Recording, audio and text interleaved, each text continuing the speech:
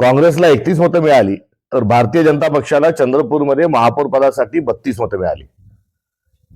आणि ही 32 मतांची बेरीज करत असताना उभाटाने भारतीय जनता पक्षाला पाठिंबा दिला. वास्तविक पाहता उभाटा हा मविचा आणि इंडिया अलायन्सचा भाग असल्यामुळे त्यांनी काँग्रेसला पाठिंबा देणं हे अभिप्रेत होतं. मात्र दुर्दैवाने तसं होऊ शकलं नाही आणि याचे परिणाम हे निश्चित स्वरूपामध्ये महाराष्ट्रभर याचे पडसाद उमटल्याशिवाय राहणार नाही अशी आजची परिस्थिती आहे. आणि यासोबत ही मॅजिक फिगर गाठण्याकरता चंद्रपूरमध्ये भारतीय जनता पक्षाने MIMशी त्यांची जशी अलायन्स आहे आणि MIM आणि भारतीय जनता पक्ष एकाच थालीचे चट्टेबट्टे असल्याचं यापूर्वी वारंवार सिद्ध होत झालेलं आहे. अमरावतीला MIMनी भाजपला मतदान केलं. अंजनगाव, सुरजी, अकोट या ठिकाणी भारतीय जनता पक्ष आणि MIMची मैत्री ही सर्वांच्या समोर आली. तशाच पद्धतीने MIMनी तटस्थ राहून भारतीय जनता पक्षाला चंद्रपूरचा महापौर अतिथीचा करण्यामध्ये मदत केली आहे. त्याकरताही या निमित्तानं त्यांच्या या अदृश्य युतीचं एक दर्शन महाराष्ट्राला झालं. तर दुसरीकडे नवा मित्रपक्ष म्हणून वंचित बहुजन आघाडी हा काँग्रेसच्या सोबत घेण्याचा एक प्रामाणिक प्रयत्न हा झाला. 2 नगरसेवक हे वंचितचे चंद्रपूरमध्ये होते आणि 2 नगरसेवक गैरहजर राहिले.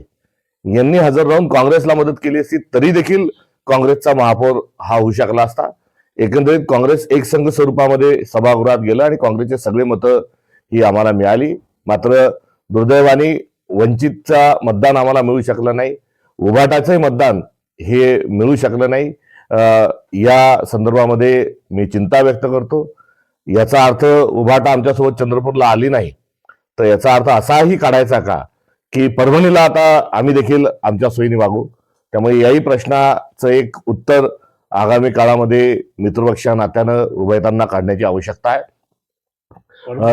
परभणीला तुम्ही आता वचपा काढणार नाही, परभणीला वचपा काढण्याचा हा विषय नाही. परभणीमध्ये महाविकास आघाडी म्हणून आम्ही निवडणूक समोर लढलो.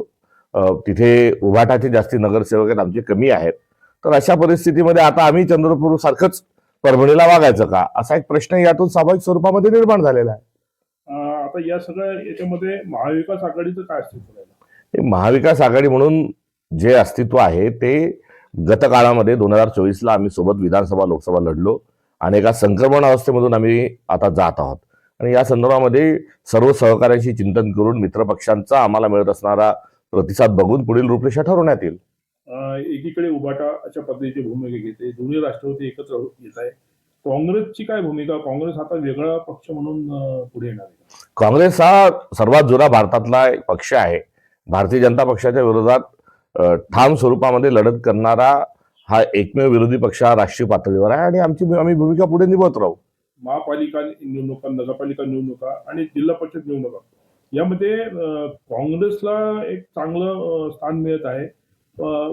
विरोधी पक्षाची जी पोकळी आहे महाराष्ट्रामध्ये ती भरून काढण्यासाठी काँग्रेसच्या पुढील योजना काय आहे? निश्चित काँग्रेस हा आक्रमक स्वरूपामध्ये हा पुढे गेल्याशिवाय राहणार नाही.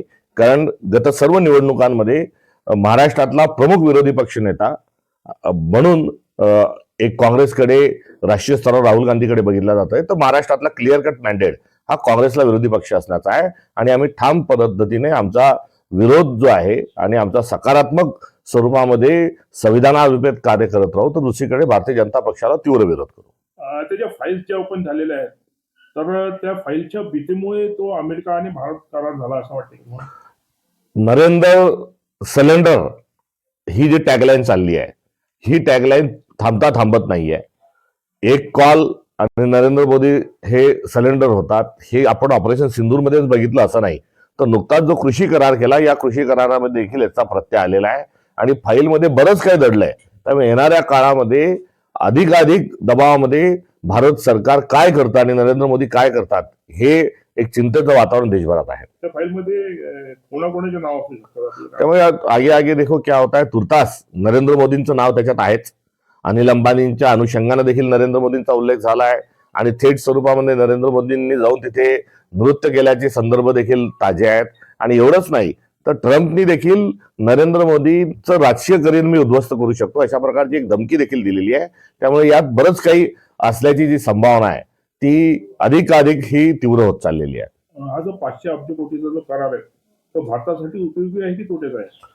निश्चित स्वरूपामध्ये भारताच्या एकंदरीत शेतकऱ्याचं कंबरड मोडणारा हा कृषी करार आहे. आज रोहित पवार गौप्यस्फोट करणार आहे, काय वाटतं आपल्याला?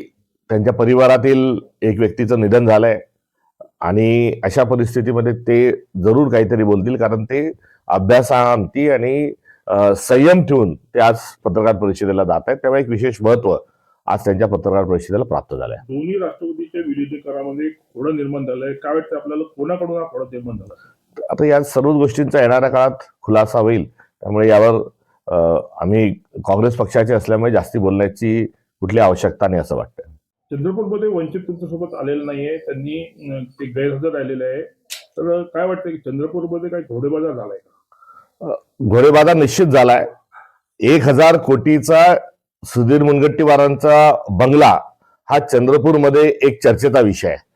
आता तेवढ्याच महापौर बसवण्याकरता तेवढंच पद ते महागात त्यांनी विकत घेतलंय, हे देखील लपल्याने घोडेबाजार झालेलाच आहे.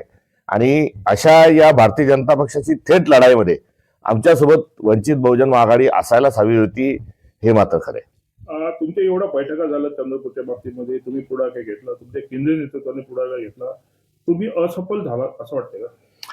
आमच्या दोन्ही नेत्यांना एकत्रित बसवण्याच्या अनुषंगाने जरूर प्रदेशाध्यक्षांना आम्ही पुढाकार घेतला आणि त्या अनुषंगाने आमचे दोन्ही नेते सामंजस्याने एकत्र आले आणि या सभागृहामध्ये आम्ही एकतेच्या स्वरूपामध्ये तिथे गेलो. आमच्या पक्षात कुठल्याही पद्धतीने ही फाटाफूट झालेली नाही. जी काही झाली आहे ती उभाटा हे थेट स्वरूपामध्ये भारतीय जनता पक्षासोबत गेली, MIMनी मदत केली आणि वंचित गैरहजर राहिली. अशा पद्धतीनं घोडेबाजार करून सुधीरभाऊ मुनगंटीवारांनी जसा बंगला बांधला तशाच तेवढ्याच खर्चाचा आज महापौर त्यांनी बसवला, एवढंच या निमित्ताने मी म्हणेन. तुम्हाला एवढं चांगलं तिथे प्राबल्य मिळाल्यानंतरही तुमचा महापौर होत नाही, तुम्हाला त्याचं काही वैषम्य वाटते का? नाही, या संदर्भात आमचा महापौर कुठल्याही परिस्थितीत व्हायलाच पाहिजे होता. तो नेमका का झाला नाही या अनुषंगानं जरूर निरीक्षकांकरवी अहवाल मागवला जाईल. काँग्रेसच्या गटबाजीमुळे हे झालं असं वाटतं? निरीक्षक त्या ठिकाणी आम्ही नेमले होते.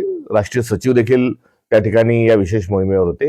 यांच्याकडून या संदर्भातला लवकरच आम्ही अहवाल प्राप्त करून घेऊ. काँग्रेसने आतापर्यंत अनेक काळ सत्ता गाजवलेली, परंतु काँग्रेसवर गटबाजीचा आरोप होतो. काँग्रेसमध्ये वेगवेगळ्या नेत्याचे गट आहेत आणि तुम्ही अध्यक्ष झाल्यानंतर तुम्ही या गटबाजीला आळा घालण्यासाठी तुमच्याकडून काय उपाययोजना होती? नाही, आपण बघितलं असेल, मला 1 वर्ष पूर्ण होत आहे. कुठलाही गट नाही, काँग्रेस हाच एकमेव आमचा पक्ष आहे आणि सर्व एक जॉईंट लिडरशिप करण्याचा प्रामाणिक प्रयत्न राहिला आणि त्याला सर्व स्तरातून सहकार्य देखील होत आहे.